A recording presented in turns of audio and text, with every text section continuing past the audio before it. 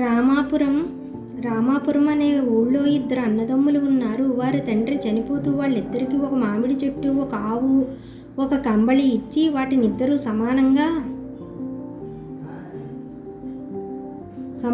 పంచుకోమని ఇద్దరిని ఒక కంబళి ఇచ్చి వాటిని ఇద్దరూ సమానంగా అనుభవించమని చెప్పి చనిపోయాడు.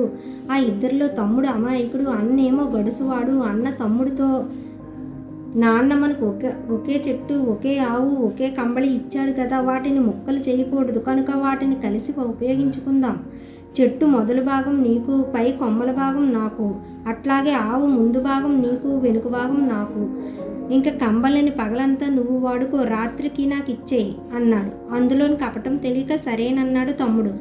రోజు తమ్ముడు చెట్టు మొదట కుదుళ్ళలో నీళ్లు పోసేవాడు, ఆవుకు మేత కుడితి పెట్టేవాడు, చెట్టు కొమ్మలకు కాసిన కాయలు పండ్లు అన్న తీసుకునేవాడు, ఆవు పాలు కూడా తనే పితుక్కునేవాడు. కంబళి మాటకు వస్తే పగలు దాని అవసరం ఉండదు కనుక తమ్ముడు దానిని ఎండలో వేసి దులిపి మడత పెట్టేవాడు. అన్న చక్కగా రాత్రిపూట దానిని కప్పుకునేవాడు. ఇట్లా కొంతకాలం గడిచిన తర్వాత తమ్ముడికి పెళ్ళి అయింది.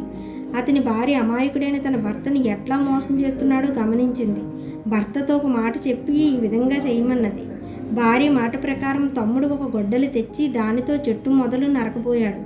అన్న కంగారు పడిపోయి అడ్డు వచ్చి ఇదేం పని అని మందలించాడు. ఆ చెట్టు మొదలు నాది, నా ఇష్టం అన్నాడు.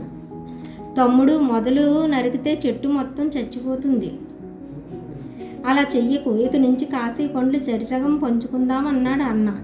అన్న పాలు పితికే వేళకు తమ్ముడు ఆవుకు మేత వెయ్యకపోగా ఒక కర్ర తీసుకుని ఆవు ముట్టె మీద కొట్టసాగాడు. ఆవు పాలు ఇవ్వకుండా అన్నను తన్నింది.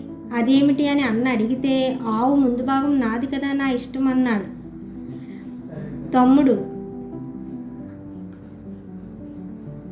అన్నప్పుడు ఇక మీదట ఇద్దరము ఆవుని మేపుదాం, పాలు కూడా సమానంగా పంచుకుందాం అన్నాడు.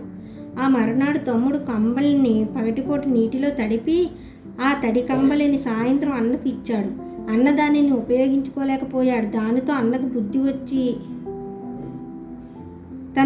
తన తప్పు క్షమించమని అడిగి తమ్ముడిని బతిమలాడాడు. తర్వాత అన్నదమ్ములు ఇద్దరూ సమానంగా అనుభవిస్తూ హాయిగా సుఖంగా జీవించారు.